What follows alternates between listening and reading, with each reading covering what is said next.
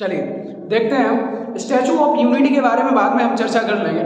अब देखते हैं यहाँ के कुछ अन्य तथ्यों के बारे में, अन्य जगहों के बारे में भी चर्चा कर लेते हैं। देखिए अब देखेंगे हम यहाँ के कुछ अन्य तथ्यों में या अन्य जगहों में जो आप देखोगे। यहाँ पर देखिए इस जगह जो आपको देखने को मिलेगी, देखो यहाँ तो हमने देखा कि क्या थी, आपकी द्वारका हुआ करती थी। द्वारका जो भगवान श्री कृष्ण से संबंधित थी, और उसी के नीचे कौन थे, आपकी दूसरी जगह थी जिसका नाम था क्या, पोरबंदर। पोरबंदर ये दोनों जगह आपकी देखिए, पहली जो थी श्री कृष्ण से संबंध रखती है और दूसरी क्या रखती है, यह महात्मा गांधी जी से संबंध रखती है। देखिए गुजरात के पोरबंदर में ही क्या हुआ था, 2 अक्टूबर 1969 को महात्मा गांधी का जन्म हुआ था। तो वो जगह कहाँ है आपकी, इधर अपने को देखने को मिल जाएगी। उसी के जस्ट नीचे आप और देखोगे कि एक जगह और है जो बहुत ही फेमस रही आपकी, ये ऐतिहासिक दृष्टि से भी फेमस थी आपकी, इसका नाम है सोमनाथ मंदिर। सोमनाथ, ये सोमनाथ जगह या सोमनाथ मंदिर आपका महमूद गजनबी के समय से ही बहुत ज्यादा विख्यात रहा है। महमूद गजनबी आपका गजनी प्रदेश का क्या शासक हुआ करता था, और उसने 1025 ईस्वी में भारत पर जब आक्रमण किया तो भारत के गुजरात के सोमनाथ मंदिर पर आक्रमण किया, और कहते हैं कि यहाँ से उसने अपार संपत्ति को क्या किया, लूटा और अपने साथ ले गया। कहते हैं कि इसने इतनी संपत्ति लूटी यहाँ से, सोमनाथ मंदिर से इतनी संपत्ति लूटी कि इसे जो साधन लेके आया था अपने साथ में वो कम बढ़ गए, और उसने वहीं के आस पड़ोस के जो जनजाति लोग थे, वहां के जो लोकल व्यक्ति हुआ करते थे, उनसे घोड़े और गधे खरीदे थे ताकि वो संपत्ति उन पर लाद कर अपने देश ले जा सके। तो वो जो सोमनाथ मंदिर था वो गुजरात के कहां पड़ता है, वो कहां पड़ता है, तो भारत के गुजरात राज्य में ही पड़ता है। और कहां पड़ेगा, तो यहां हमें देखने को वो मिल जाएगा। चलिए अब देखिए, अब देखेंगे कुछ अन्य तथ्यों के बारे में या अन्य जगहों के बारे में। देखिए एक जगह और आप यहां पर देख सकते हो जिसका नाम है लोथल। लोथल, लोथल आपको यहां देखने को मिल जाएगा, जो आपका सिंधु घाटी सभ्यता से संबंध रखता है। सिंधु घाटी सभ्यता का सबसे प्राचीन और सबसे प्रमुख बंदर या व्यापार की दृष्टि से बंदरगाह हुआ करता था, वो कौन था, लोथल हुआ करता था। चलिए अन्य जगहों पर या अन्य बिंदुओं पर हम इसकी दृष्टि डालते हैं। चलिए अब देखते हैं। अब यदि हम बात करें यहाँ के राष्ट्रीय उद्यान की बताइए भाई गुजरात का सबसे प्रमुख या गुजरात के राष्ट्रीय उद्यान कौन कौन से, तो गुजरात में केवल एक ही राष्ट्रीय उद्यान है जो, लेकिन यही राष्ट्रीय उद्यान सबसे प्रमुख हो जाता है आपका। देखिए जब हमने देखा यहाँ के राष्ट्रीय उद्यानों में, तो यहाँ पर मात्र एक गुजरात में एकमात्र राष्ट्रीय उद्यान, वो कौन सा है, तो गिर राष्ट्रीय उद्यान। कौन सा है आपका, गिर राष्ट्रीय उद्यान। गिर राष्ट्रीय उद्यान आपका जाना जाता है एशियाई शेरों के लिए, जो हम पहले पढ़ चुके हैं कि गुजरात का राजकीय पशु के रूप में भी जाना जाता है, जिसे हम बब्बर शेर के नाम से भी जानते हैं। चलिए अब बात करते हैं गुजरात के गिर राष्ट्रीय उद्यान की स्थापना की है। इसकी स्थापना कब हुई थी, तो इसकी 1956 में क्या हुई थी, स्थापना हुई थी। यह जाना किस लिए जाना था, तो यह एशियाई शेरों के लिए प्रसिद्ध है। गिर राष्ट्रीय उद्यान गुजरात में पड़ता है, किस लिए जाना जाता है, यह जाना जाता है एशियाई शेरों के लिए। इसकी स्थापना कब हुई थी, तो स्थापना हुई थी 1956 में। चलिए अब देखते हैं कुछ आगे के बिंदुओं को, जैसे कि यहाँ की प्रमुख नदियों के बारे में। जब हम यहाँ की नदियों के बारे में चर्चा करते हैं तो साबरमती की हम बात करते हैं कि गुजरात में सबसे प्रमुख जो नदी है वो कौन सी है, साबरमती नदी है। देखिए साबरमती नदी के ऊपर एक वाक्यांश भी बना हुआ है, महात्मा गांधी के ऊपर भी बना हुआ है। कहते हैं कि बिना तलवार बिना खड़क दे दी हमें आजादी, गांधी जी के ऊपर बनाया गया था। चलिए अब बात करते हैं साबरमती के लाल तूने कर दिया कमाल। चलिए गांधी जी के ऊपर ही बनाया गया था। देखिए साबरमती जो नदी है आपकी, साबरमती नदी यह गुजरात की सबसे प्रमुख नदी है। अब बात करें दूसरी नदी की, वो है आपकी नर्मदा। नर्मदा आपकी मध्य प्रदेश से होकर जाती है, कहां पर, महाराष्ट्र और गुजरात में। नर्मदा का उद्गम होता है आपका कहां से, अनूपपुर से होता है।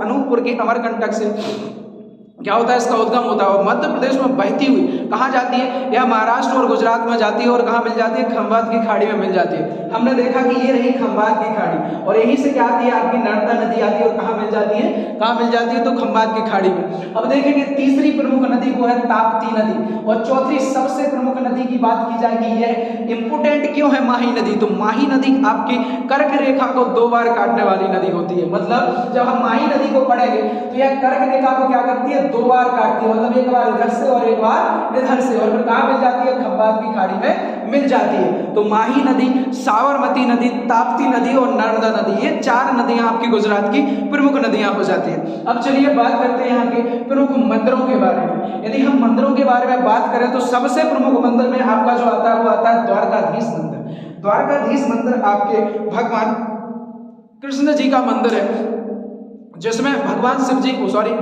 कृष्ण जी की मूर्ति को लगाया गया है, रखा गया है और बहुत ही अच्छे श्रद्धा भाव से इनकी पूजा की जाती है। दूसरा है आपका मोढेरा का सूर्य मंदिर, ये प्रमुख हो जाता है, मोढेरा का सूर्य मंदिर। यह मंदिर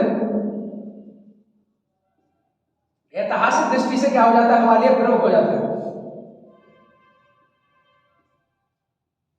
ऐतिहासिक दृष्टि से प्रमुख हो जाता है। प्रमुख क्यों हो जाता है? मोढेरा का सूर्य मंदिर है प्रमुख क्यों है? क्योंकि देखिए इसका जो निर्माण हुआ था, या इसका जो निर्माण किया गया था आपके सोलंकी वंश के राजा जिनका नाम था भीम प्रथम, उनके द्वारा इसका निर्माण किया गया था। जो मोढेरा का सूर्य मंदिर है इसका निर्माण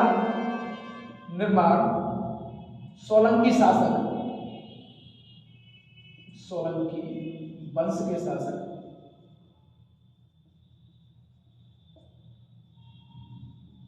भीम प्रथम द्वारा किया गया था। चलिए अब बात करते हैं सोमनाथ मंदिर की। सोमनाथ मंदिर तो आपका मैं पहले भी चर्चा कर चुके हैं कि सोमनाथ मंदिर आपका अलग ही इतिहास लिए घूमता रहता है, जिसमें महमूद गजनवी ने क्या किया था? इस पर 1025 में आक्रमण किया था। और ये कहाँ मिलेगा आपको देखने के लिए? ये भी आपको कहाँ मिल जाता है? तो गुजरात में देखने को मिल जाता है। आगे देखोगे पावागढ़ मंदिर, और नेक्स्ट है आपका या दूसरा है निष्कलंक मंदिर या निष्कलंक शिव मंदिर। ये प्रमुख मंदिर आपके कहाँ है? तो गुजरात में पाए जाते हैं या गुजरात में स्थित है। अब चलिए बात करते हैं हम यहाँ के प्रमुख लोक नृत्यों के बारे में कि गुजरात में लोक नृत्य कौन कौन से हैं। तो गुजरात के प्रमुख लोक नृत्यों में सबसे प्रमुख लोक नृत्य हो जाता है आपका गरबा।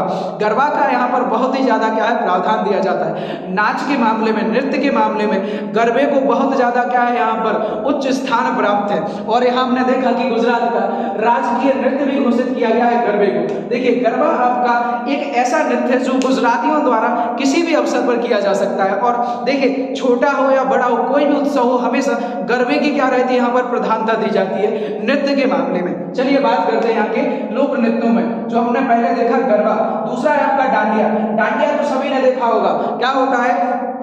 2 छोटी छोटी लकड़ियां ले ली जाती है, डंडे ले लिए जाते हैं और क्या होता है? सामूहिक रूप से इसे खेला जाता है और नाच किया जाता है। इसी को अपन डांडिया कहते हैं। और है आपका टिप्पणी और पधर और भगई, ये प्रमुख यहाँ के क्या है? लोक नृत्य। अब बात करते हैं यहाँ के प्रमुख त्योहारों के बारे में कि भाई गुजरात के प्रमुख त्योहार कौन कौन से मनाए जाते हैं। तो सबसे प्रमुख यहाँ का है आपका कौन सा? रण उत्सव। रण उत्सव क्या होता है? आपका कच्छ की रण में यहाँ पर क्या होता है कि कच्छ की रण में यहाँ पर एक उत्सव मनाया जाता है, जिसमें क्या होता है? वहाँ के प्रत्येक गुजराती व्यक्ति क्या होते हैं? जाते हैं और यहाँ पर घूमने फिरने का काम किया जाता है और मेले का आयोजन किया जाता है। वो कौन सा है? आपका रण उत्सव। दूसरा है आपका अंतरराष्ट्रीय पतंग महोत्सव। अंतरराष्ट्रीय पतंग महोत्सव, देखिए हमें पता है गुजरात फेमस है पतंग के लिए। देखिए यहाँ पर आपकी मकर संक्रांति को बहुत ही ज्यादा भव्य तरीके से यहाँ पर पतंग आयोजन किया जाता है, पतंग महोत्सव का आयोजन किया जाता है, जो आपका कच्छ की रण में यहाँ पर बोल सकते हैं आपका भावनगर में किया जाता है। सॉरी, क्या नाम उसका, कहाँ किया जाता है इसका? हाँ, ये लगभग आपका अहमदाबाद से या फिर बोल सकते हैं अहमदाबाद के पास वाले हिस्से में इसका आयोजन होता है। लेकिन ज्यादा से मात्रा में या फिर बोल सकते हैं इसको सबसे ज्यादा जो भव्य तरीके से मनाया जाता है ये कच्छ की रण में मनाया जाता है। कहाँ मनाया जाता है? इसको कच्छ की रण में मनाया जाता है। यह भचाऊ में, कहाँ पर? भचाऊ। देखिए आपका अंतरराष्ट्रीय पतंग महोत्सव भचाऊ जगह पर बहुत ज्यादा मनाया जाता है। भचाऊ वही जगह है या बचाऊ वही जगह है जहाँ का जेठालाल आपने देखा होगा, जेठालाल बोलता रहता है बार बार अपने गांव बचाओ। वही बचाओ गांव है जो कहाँ पाया जाता है? आपका गुजरात में पाया जाता है, जो कच्छ की रण से जस्ट थोड़ी ही नीचे, यानी कि आपकी देखो ये रही आपकी कच्छ की रण। ये जितना हिस्सा आपको लाइन करके दिया गया है ये क्या है? ये कच्छ की रण है। ये इतना हिस्सा क्या है आपका? कच्छ की रण। और कच्छ की रण के इधर वाले हिस्से में पड़ेगा आपका क्या? भचाऊ। भचाऊ इधर बहुत ही हर्ष उल्लास से अंतरराष्ट्रीय पतंग महोत्सव मनाया जाता है। अब देखेंगे नवरात्रि।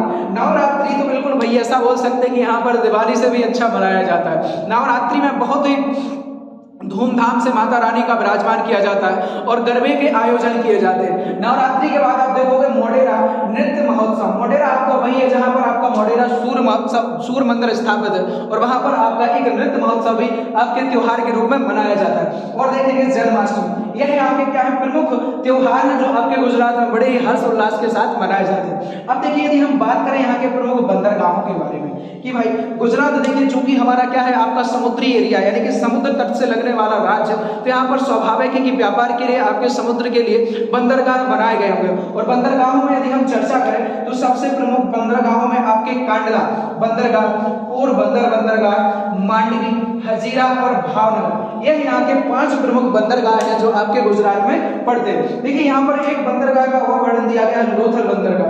लोथल बंदरगाह आपका सिंधु घाटी सभ्यता से संबंध रखता है। यह आपके भुगवा नदी के किनारे पड़ता था, जो आज वर्तमान में कहाँ है आपकी गुजरात में ही पड़ेगी। देखिए सिंधु घाटी से सभ्यता से जो संबंध रखता था लोथल, यह सिंधु घाटी सभ्यता का बहुत प्रमुख बंदरगाह हुआ करता था। पर आज वर्तमान में बात करें कि गुजरात में सबसे प्रमुख बंदरगाह कौन है, तो आपका कांडला बंदरगाह क्या है सबसे प्रमुख हो जाता है, जो गुजरात में आपका बंदरगाहों में सबसे प्रमुख रहता है। चलिए देखिए आज जो कुछ भी देखा ये आपका देखिए पूरा नहीं, इसके बाद हम अगला जो भी देखेंगे जो रह गया है वो अपना अगला वीडियो में देखेंगे। आज के लिए इतना ही और अब मिलेंगे हम कल वीडियो में। देखिए आपको जितना इसमें बताया गया है ये पूरा का पूरा आपका एग्जाम की दृष्टि से सबसे ज्यादा मोस्ट हो जाता है और आपका एग्जाम के लिए कुछ भी नहीं इससे छूटेगा। ये सारा का सारा आपका कहीं ना कहीं से आपका यदि कहीं से भी यदि एग्जामिनर आपको क्वेश्चन दे दे तो कहीं ना कहीं आपको देखने को इसमें से आपका कोई ना कोई पॉइंट देखने को मिल जाएगा। देखिए इसमें आपके कुछ और भी रह गया जो हम अगली वीडियो में देखने वाले हैं, जैसे आपके पर्यटक स्थल और यहाँ के प्रमुख महल,